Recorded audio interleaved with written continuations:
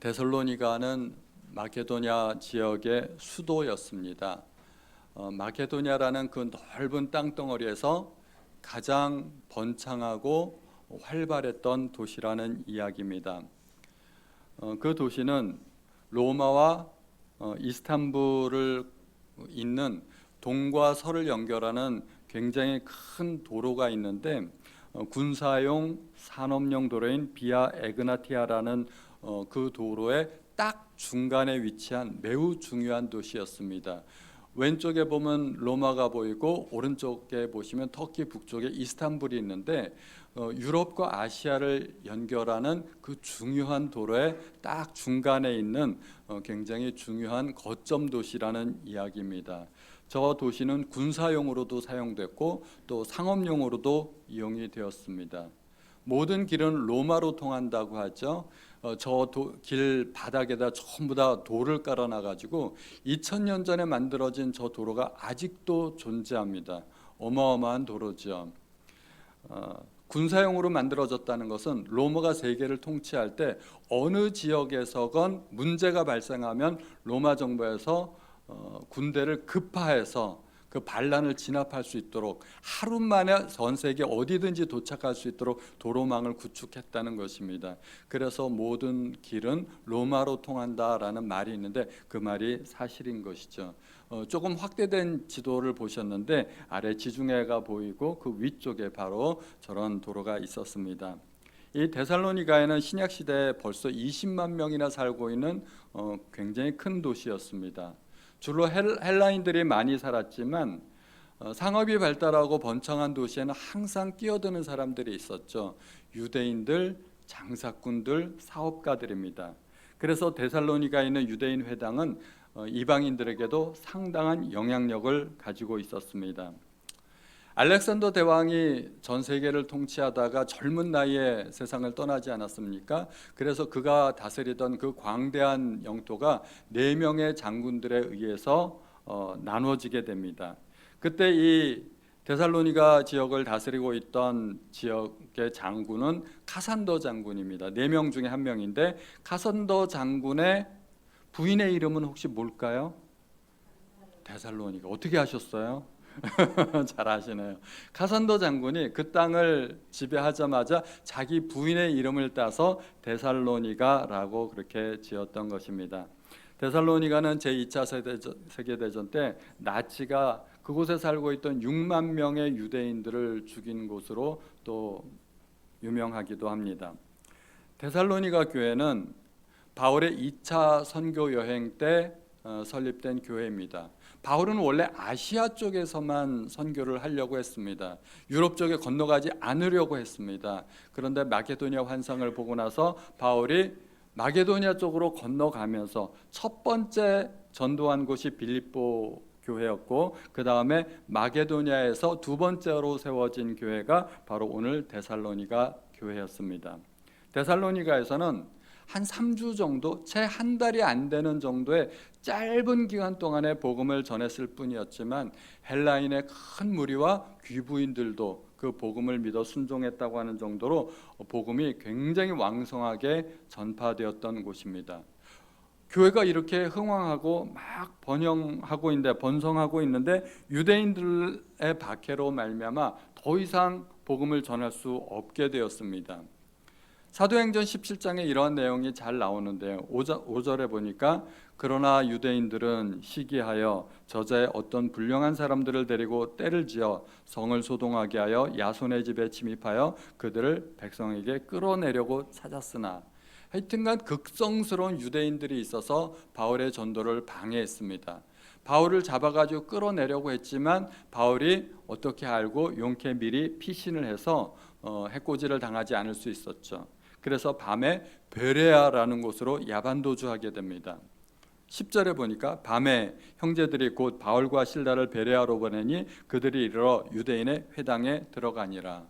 바울은 어떻게 해서든지 유대인들에게 복음을 전하려고 했지만 유대인들의 또 박해를 받게 된 것이죠. 그런데 베레아까지 와서 복음을 전하다 보니까 이 데살로니가 지역에 있던 그 박해하던 유대인들이 거기까지 따라와서 박해를 한 것입니다. 그래서 너무 급하게 도피하느라고 실라와 디모데는 나중에 따로 만나기로 하고 자기 혼자 아덴으로 떠나게 됩니다.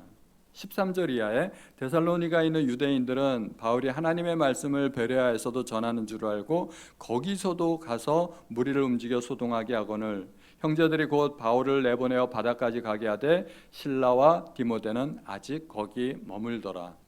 상황이 너무 급박하게 돌아가니까 다 피난할 수가 없어서 일단 아덴에서 만나기로 하고 바울만 먼저 아덴에 갔다가 나중에 디모데와 실라가 합류하게 됩니다. 성경에 나오는 아덴은 오늘날 그리스 아테네를 말하는 것입니다. 디모데를 만나서 이제 데살로니가 성도들 소식이 궁금하지 않습니까? 거기서 큰 박해가 일어나서 바울 일행은 피난을 했는데 이제 막 신생교회인 데살로니가 교회는 어떻게 되었을까? 성도들이 박해 때문에 신앙을 포기하지는 않았을까? 궁금하지 않습니까? 그래서 아덴에서 디모데를 다시 되돌려 보냅니다. 데살로니가로 가서 한번 알아봐라. 성도들 소식이 어떻게 되었는지 궁금하니까 한번 알아봐라 하는 겁니다. 그리고 아덴에서 디모데를 보내고 자기는 고린도까지 오게 됩니다. 그래서 고린도에서 1년 6개월간을 사역을 하게 되는데 고린도에서 다시 소식을 들고 온 디모데와 합류하게 됩니다. 디모데가 들고 온 소식은 다행히도 대단히 좋은 소식이었습니다. 데살로니가 성도들이 믿음 위에 굳건하게 서 있다는 이야기입니다. 이제 그 소식을 듣고 바울이 안도의 한숨을 내쉬면서 그들에게 문안 편지를 보내는 것이 데살로니가 전서입니다. 이제 배경을 좀 이해가 가시죠? 디모데 전서는 바울 서신에 가장 먼저 쓰여진 처음 서신입니다. 그리고 신약 성경을 통틀어서도 신약 성경 전체 중에서도 가장 먼저 쓰인 성경입니다. 그런데 학자들에 따라서는 갈라디아서가 최초라고 말을 하기도 하는데 보통 보편적으로 디모데 전서가 가장 먼저 쓰였다고 합니다. 또 디모데 전서란다. 데살로니가 전서. 제가 일부에서도 똑같이 얘기를 했거든요.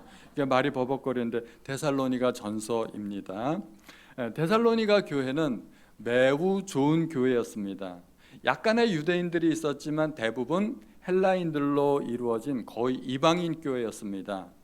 바울이 데살로니가를 떠나 작별 인사를 하고 떠난 것이 아니지 않습니까?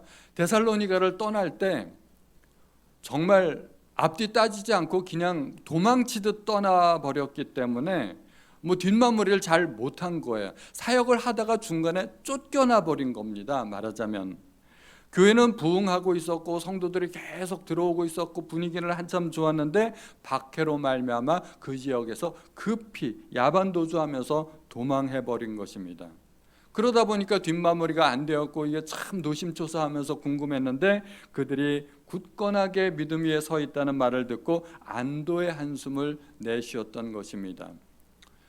그래서 이렇게 안부 편지를 보내는데 다른 편지들을 보면 조금 비교가 되는 게 다른 편지들을 보면 목적이 뚜렷합니다. 예를 들면 갈라디아서와 로마서는 어떻게 우리가 구원을 받을 수 있는지 교리적인 부분을 담고 있습니다. 에베소서와 골로새서를 보면 그리스도와 교회의 관계를 다루고 있고 그래서 교회론과 그리스도론을 다루고 있습니다. 디모데 전후서 디도서는 목회서신서로서 자기 후배 목사들에게 보내는 일종의 지침서라고 할 수가 있죠. 목회서신서입니다.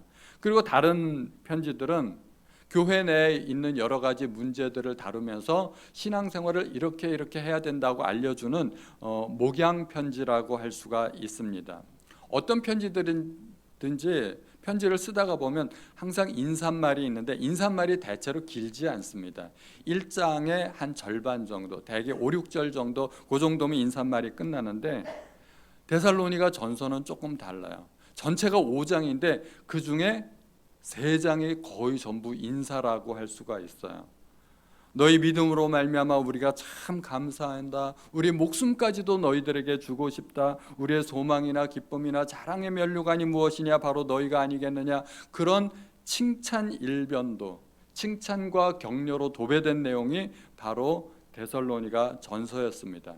1장부터 1장부터 3장까지 그렇게 칭찬과 격려를 하고 4장부터는 약간의 목양의 내용이 들어가 있는데, 그런데 너희에게 할 말이 조금 있는데, 그러면서 4장과 5장을 할애하고 있습니다. 그렇게 데살로니가 교회는 바울을 기쁘게 했던 매우 좋은 교회였습니다. 우리는 신앙생활하면서 좋은 교회를 만나는 것이 참 중요합니다. 나 혼자 열심히 기도하고 성경 공부하고 묵상도 할 수 있지만, 그러나 신앙생활의 본질은 공동체 속에서 이루어집니다. 성령의 9가지 열매는 나 혼자서는 절대 맺을 수 없는 열매들입니다. 공동체 가운데 내가 다른 사람을 향하여 맺을 수 있는 열매가 성령의 9가지 열매입니다. 그러므로 우리가 교회를 떠나서는 신앙생활을 생각할 수가 없다는 것입니다. 우리는 어쩔 수 없이 내가 만나는 사람의 영향을 받게 되어 있습니다. 좋은 사람을 만나면 좋은 영향을 받고, 악한 사람을 만나면 악한 영향을 받게 되어 있습니다. 나는 교회를 떠나서 교회 안 나가도 나 혼자 신앙생활을 잘할 수 있다? 그런 일은 있을 수 없습니다. 하나님 사랑, 이웃 사랑이 하나님의 계명인데, 성도들과 만나지 않고 어떻게 성도들을 사랑하고 섬길 수 있겠습니까? 또 나는 어떤 교회에서도 신앙생활을 잘할 수 있다? 이거는 조금 힘들지만 가능성이 있는 일입니다. 그런 분들은 신앙생활을 매우 잘하는 분들이고 신앙이 좋은 분들입니다. 그러나 보편적으로 우리는 좋은 교회, 좋은 성도들을 만났을 때 내가 도움을 받을 수 있고 우리의 신앙도 훨씬 더 잘 성숙할 수 있습니다. 그러므로 좋은 집에 사는 것보다 좋은 교회 다니는 것이 훨씬 더 중요합니다. 아멘 하신 분들만 복 받으시기 바랍니다. 믿으십니까? 예, 좋은 집에 사는 것보다 좋은 교회 다니는 것이 진짜로 중요합니다.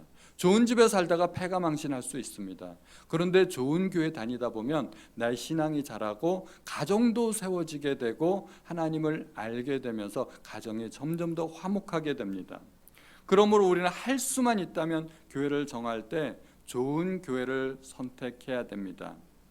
우리 성도님들은 복 받으셨습니다. 이미 좋은 교회 다니고 계시지 않습니까? 아멘. 성도님들은 복 받으셨습니다. 그런데 우리가 이름만 좋은 교회인 것이 중요한 것이 아니라 진짜 좋은 교회는 어떤 교회인가, 우리가 그것을 한번 알아봐야 되지 않겠습니까? 여러 가지 특징이 있겠지만 오늘 본문을 통해서 가장 기본적인 것들을 한번 알아보고자 합니다. 바울은 데살로니가 성도들에게 편지를 시작하면서 그들 모두로 말미암아 하나님께 감사하고, 한 사람도 빠짐없이 그들 모두로 말미암아 하나님께 감사하고 기도할 때마다 그들을 기억했다고 합니다. 그야말로 이 안에 너 있다 하는 그 심정인 거죠. 바울은 그들로 인한 자랑과 긍지가 있었습니다. 하나님 앞에 내세워도 손색이 없고 사람들 앞에 자랑해도 손색이 없을 그럴 교회가 데살로니가 교회였습니다. 데살로니가 전서 2장 19절과 20절을 우리 같이 한번 읽어볼까요? 같이 시작. 우리의 소망이나 기쁨이나 자랑의 면류관이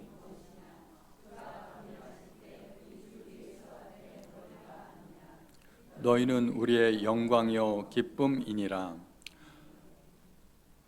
그 교회를 자기의 영광이고 기쁨으로 생각할 정도로, 바울이 자랑하고 싶을 정도로 데살로니가 교회는 훌륭한 교회였습니다. 도대체 그 교회가 뭘 어쨌길래 그렇게 자랑하고 싶었을까? 오늘 우리가 읽은 본문 3절에 그 특징이 있습니다. 다 같이 이것도 읽어보죠. 시작. 너희의 믿음의 역사와 사랑의 수고와 우리 주 예수 그리스도에 대한 소망의 인내를 우리 하나님 아버지 앞에서 끊임없이 기억함이니. 좋은 교회는 믿음, 사랑, 소망이 있는 교회인데 데살로니가 교회는 그 세 가지가 다 있었다는 것입니다. 믿음으로 역사를 일으켰고, 사랑으로 수고했고, 소망 때문에 인내했습니다. 믿음, 사랑, 소망 그 자체는 눈에 보이지 않습니다. 그러나 그 결과가 눈에 보입니다. 성령님은 눈에 보이시지 않지만 성령 충만한 사람은 저 사람이 성령 충만하구나 하는 것을 주변에서 다 알 수가 있습니다. 그 결과가 눈에 보이기 때문입니다. 바람은 눈에 보이지 않지만 나뭇가지가 흔들리고 길거리에 흙먼지가 일어나고 깃발이 나부끼면은 바람이 부는구나 하는 것을 알 수 있지 않습니까? 마찬가지로 좋은 교회는 믿음, 사랑, 소망이 있는 교회인데 그 결과로 역사가 일어나고 수고가 있고 인내하게 된다는 것입니다. 첫 번째가 믿음의 역사입니다. 여기에서의 역사는 히스토리가 아니고 영어로 work입니다. 믿음의 일이란 뜻입니다. 신앙이 성숙하면 믿음이 자라고 믿음이 자라면 어떤 일들이 이루어진다는 것입니다. 나로 말미암아 이루어지는 어떤 일들이 있다는 것입니다. 우리가 믿음의 역사 생각할 때 우리는 종종 큰 어떤 위대한 일들만 생각하는 경향이 있습니다. 그러나 하나님께서는 각자의 능력대로 많은 달란트를 주시기도 하고 작은 달란트를 주시기도 하고 우리의 받은 은사대로만 일을 하면 하나님께서 상을 주시게 됩니다. 믿음의 분량대로만 하면 된다는 것입니다. 우리가 나에게 주어진 어떤 헌신과 봉사의 일을 충성스럽게 감당한다면 하나님께서 상을 주실 것입니다. 우리가 굳이 병을 고친다든가 귀신을 내쫓는다든가 다른 사람들이 못하는 어떤 대단한 일을 생각할 필요는 없습니다. 다만 내가 할 수 있는 어떤 일을 하면 그것으로 충분하다는 것입니다. 나를 통하여 이루어지는 어떤 일들이 있어야 된다는 것입니다. 초심자도 아닌데 남들의 헌신과 봉사를 받기만 한다면 그것은 신앙이 결코 성숙하지 않은 것입니다. 주일날 교회에서 예배를 한번 드리려면 이 한 번의 예배를 위해서도 많은 봉사자들의 헌신이 필요합니다. 앞에서 찬양대가 찬양을 인도했지요. 반주자가 반주를 했습니다. 이쪽 저쪽에서 드럼을 치고 기타를 치고 피아노를 치고 또 방송실에서 방송을 합니다. 또 예배가 끝나면 식사 봉사를 하게 됩니다. 안내위원도 있고 누군가는 또 주보를 만들어야 되고 이러한 봉사들이 있습니다. 아직 교회에 등록하지 않았거나 등록한 지 얼마 안 되는 분들은 교회에서 아직은 일할 필요가 없습니다. 신앙이 성숙할 때까지 충분히 기다릴 수 있습니다. 우리 교회에서는 등록을 해도 바로 일을 주지는 않습니다. 적어도 1년이 지날 때까지는 어떠한 직분도 드리지 않고 봉사의 직무도 맡기지 않습니다. 그런데 1년이 아니라 2년, 3년 시간이 지났는데도 여전히 그 상태라면 문제가 있다는 것입니다. 신앙이 성숙하지 않은 것입니다. 교회는 누군가의 헌신과 봉사가 있어야만 돌아갈 수 있습니다. 주님은 그런 헌신과 봉사를 기뻐하십니다. 우리는 육체적인 나이가 있습니다. 사회적인 지위와 신분도 있고 하지만 영적으로는 다 어린아이가 될 수도 있습니다. 육체적인 나이는 60, 70, 80 계속 들어갈 수 있지만 영적으로 성장하지 않는다면 영적으로는 여전히 다른 사람들의 돌봄을 받아야 하는 그런 어린아기일 수도 있다는 것입니다. 애들은 스스로 뭘 못하지 않습니까? 특히 어린아기들은 남들의 돌봄을 받아야 됩니다. 그런 영적인 어린아이들이 교회에 얼마든지 있을 수 있다는 것입니다. 우리는 교회에서 일꾼이 되어야 됩니다. 그래서 믿음이 자라는 것과 주의 일꾼이 되는 것은 같은 의미라고 생각할 수 있습니다. 바울도 말로만 복음을 전하지 않았다고 이야기합니다. 1장 5절에 이는 우리 복음이 너에게 말로만 이른 것이 아니라 또한 능력과 성령과 큰 확신으로 된 것임이라. 신앙생활이 오래되다 보면 교회에서 주어들은 풍월도 많고 말재주도 늘고 조금씩 다 늘게 됩니다.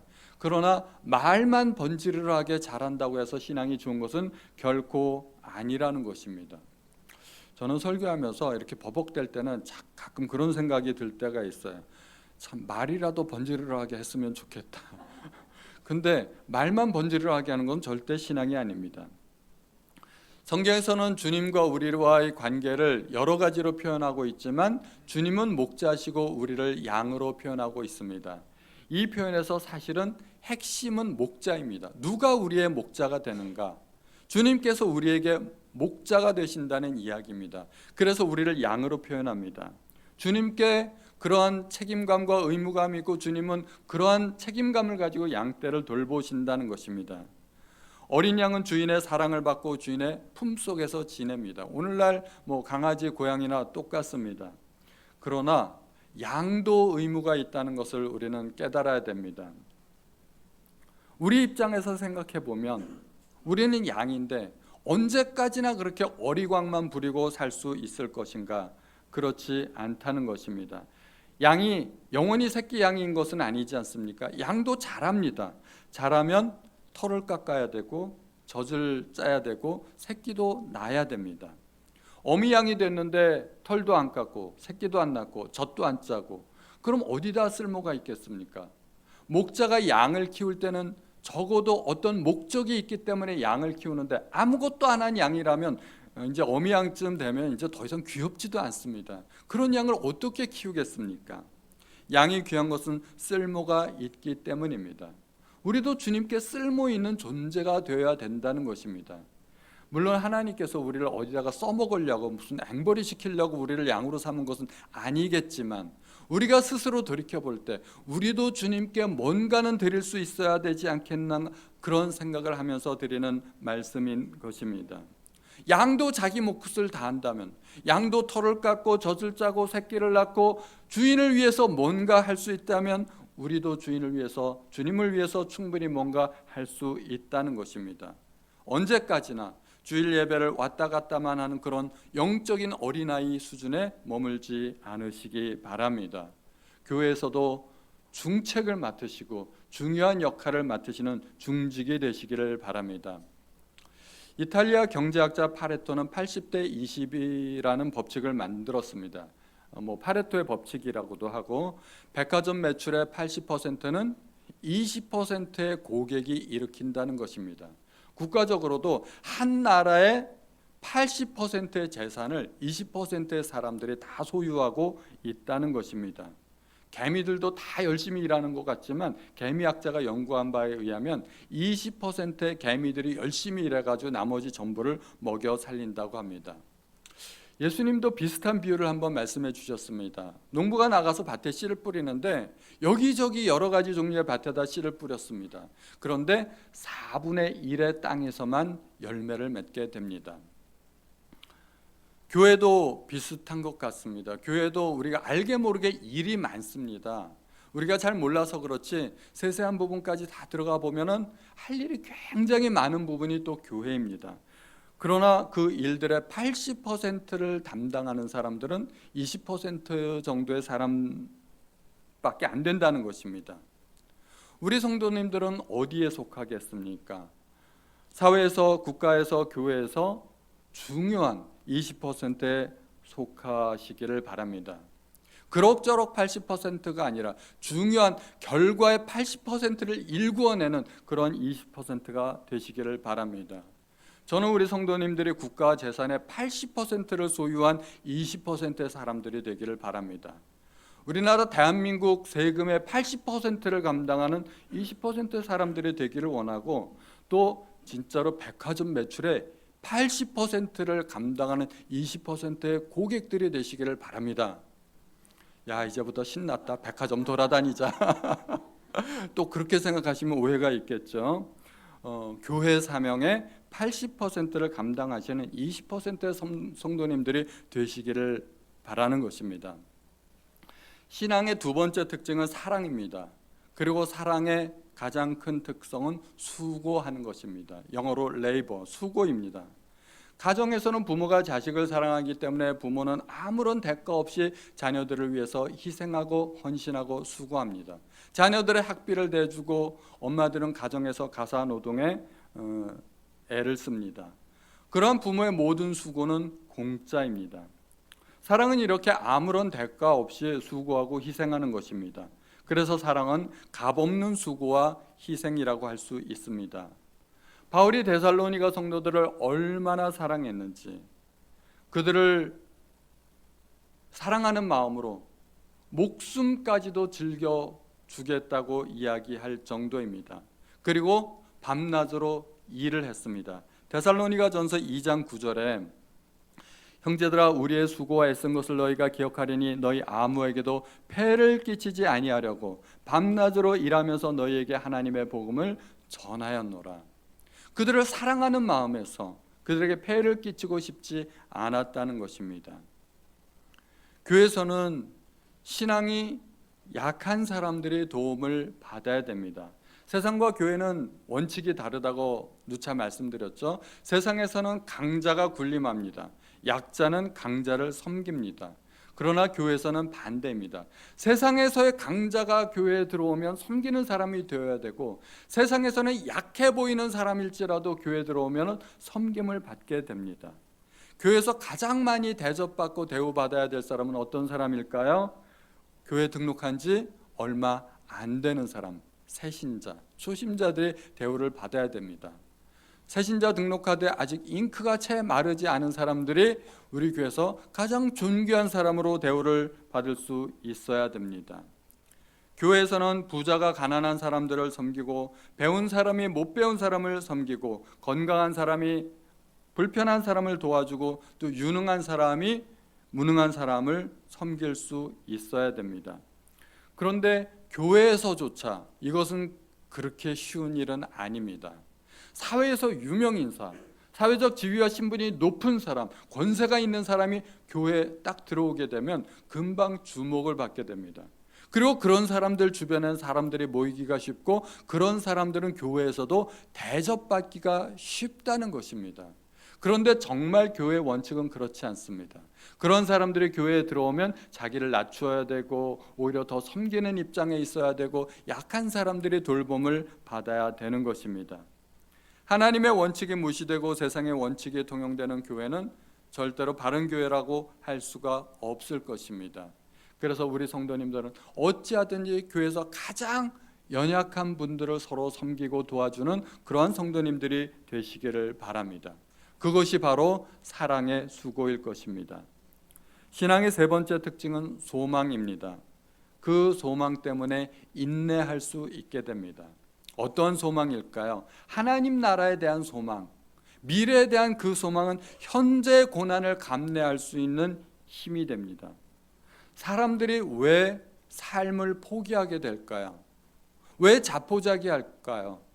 너무 힘들어서가 아닙니다. 현재의 고난이 너무 커서가 아니라 미래의 소망이 없기 때문입니다.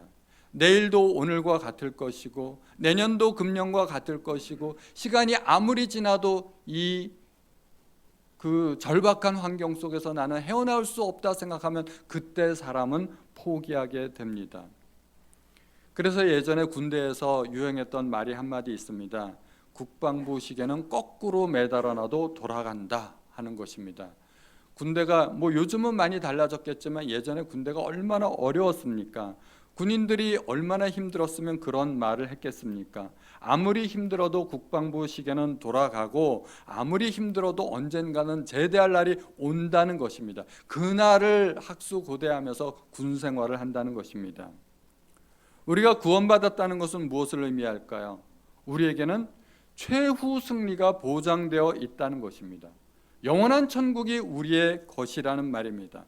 이 세상은 잠시 살다가는 훈련장일 뿐이라는 것입니다. 우리는 이 세상에 목숨 거는 사람들이 아닙니다. 지난 여름에 청년들이 캄보디아에 단기 선교를 다녀왔습니다. 캄보디아에 대해서 얼마나 많은 관심을 그곳에서 쏟았을까요? 캄보디아의 정치, 경제, 사회, 문화, 그 나라가 어떻게 되든지 우리 청년들이 그렇게 큰 관심을 갖지 않았을 거라고 생각을 합니다. 그곳에서 현지인들을 섬기고 봉사하고 또 선교사님을 도와주고 최선을 다해서 일주일간 그곳에 머물다가 돌아오면 그뿐입니다. 그게 다입니다. 그 정도면 훌륭하게 캄보디아에 있었던 것입니다. 캄보디아에 일주일간 있을 건데 거기서 집을 사겠습니까? 땅을 사겠습니까? 아니면 주식 투자를 하겠습니까? 그곳에서 우리가 살 것이 아니라면 그런 일들이 있을 수 없는 것이죠. 우리가 이 땅에서 사는 것도 비슷합니다. 80년을 살아도 영원한 천국에 비하면 그것은 아무것도 아닙니다. 우리가 영원한 천국을 소망한다면 이 땅에 있는 일들을 아무것도 아닌 것으로, 대수롭지 않은 것으로 그렇게 생각할 수 있어야 됩니다. 우리가 젊었을 때 혹은 어렸을 때 그렇게 목숨 걸고 관심 갖던 그런 것들을 생각해 보면 시간 지나고 나면 아무것도 아니라는 것을 우리가 종종 깨닫지 않습니까? 저는 예전에 우표 수집을 한 적이 있었는데 우표 수집하는 친구들끼리 모여가지고 막 새로 나온 우표들에 대해서 얘기하고 세계 우표에 대해서 이야기하고 누가 더 우표를 많이 모았느냐 적게 모았느냐. 그때는 우표를 많이 모은 친구가 왕이에요. 와, 그런 친구들은 목에 대해 힘주고 그랬는데, 근데 제가 성인이 되어서 몇 번 집을 이사 다니고 어느 날 생각해 보니까 제가 여러 권 모아놨던 그 우표 책들이 다 없어졌더라고요. 근데 없어진 줄도 몰랐던 거예요. 어느 날 제가 그 일에 대해서 관심을 잃어버리고 열심히 살다 보니까 그 일이 중요한 게 아니라는 것도 깨닫고 없어져도 상관이 없고 지금은 관심도 없고 그때는 그게 중요했는데 시간이 지나고 나니까 아무런 중요한 일들이 아니었다는 것입니다. 우리는 할 수 있는 한 자주 하늘을 쳐다보아야 됩니다. 우리의 소망은 이 땅이 아니라 저 하늘에 있음을 기억해야 됩니다. 그 힘이 이 세상을 살아갈 수 있는 힘을 주는 것입니다. 우리가 장례식장 가면 자주 부르는 찬송가들이 있습니다. 479장 괴로운 인생길 가는 몸이, 또 천국에서 만나보자, 세월이 흘러가는데 저 높은 곳을 향하여, 492장 잠시 세상에 내가 살면서, 또 하늘 가는 밝은 길이. 이거 장례식장 가면 많이 부르는 찬송들 아닙니까? 그런데 주제를 보면 이게 장례 찬송이 아닙니다. 주제 분류에 보면 미래와 소망이라고 되어 있습니다. 이러한 찬송가를 부르면서 미래에 대한 소망을 가지라는 것입니다. 우리의 소망은 하나님께 있다는 것입니다. 바울은 데살로니가 성도들에게 이 세상의 참된 소망에 대해서 가르쳤습니다. 메시아는 고난받는 메시아인데 죽을 뿐만 아니라 부활하셨다. 예수님께서는 다시 오실 것이다. 그때 우리도 부활할 것이다. 이런 복음의 핵심에 대해서 데살로니가 성도들에게 가르쳤던 것이죠. 그래서 데살로니가 전서 후서의 주제는 재림과 부활입니다. 거기에 대해서 가르치다가 말고 중간에 나왔기 때문에 성도들이 끝 이야기를 못 들은 거예요. 그래서 오해가 있었던 것이죠. 주님께서 곧 오실라나 보다. 그래서 어떤 성도들은 막 직장도 때려치고 오해가 있었기 때문에 그 오해를 바로잡기 위해서 사도 바울이 데살로니가 후서를 쓰는 것입니다. 어쨌든 데살로니가의 주제는 재림과 부활입니다. 그리고 바울도 소망을 가지고 있었는데 그것은 바울이 가지고 있는 그 소망은 주의 재림 때 이루어질 것입니다. 데살로니가전서 2장 19절, 우리의 소망이나 기쁨이나 자랑의 면류관이 무엇이냐? 그가 강림하실 때 우리 주 예수 앞에 너희가 아니냐. 우리가 신앙생활을 잘 하려면 좋은 교회를 만나는 것이 중요합니다. 그런데 좋은 교회를 만나는 것보다 좋은 교회를 만드는 일은 훨씬 더 중요하고 가치 있는 일입니다. 좋은 교회를 선택하는 것은 지혜로운 일이고 또 중요한 일도 될 수 있지만 그것이 상받을 만한 일은 아니라고 생각합니다. 좀 열악한 교회가 있고 정말 좋아 보이는 교회가 있는데 내가 좋은 교회를 선택했다, 이거 가지고 상받을 것은 아니라는 것입니다. 그런데 우리 모두가 속한 교회를 노력해서 좋은 교회로 만들었다면 하나님께서 기뻐하시지 않으시겠습니까? 각자가 내가 속한 교회를 좋은 교회가 되게 하기 위해서 하나님 앞에서 고군분투하고 열심히 노력했다면 하나님께서 반드시 상을 주실 것입니다. 목회자도 똑같습니다. 개척하자마자 대형 교회가 되는 경우들이 있습니다. 제가 들어봤는데요, 어떤 개척교회는, 그 교회는 개척교회입니다. 목사님은 굉장히 유명하신 분이에요. 딱 이름만 말씀드리면 다 아시는 그런 목사님인데 개척 예배에 3,000명이 왔어요. 그리고 3,000명이 그대로 성도로 남았어요. 3,000명 성도 때문에 그 교회가 상을 받을까요? 제 생각에는 그렇지는 않을 것 같아요. 물론 그 교회가 좋은 일을 많이 했습니다.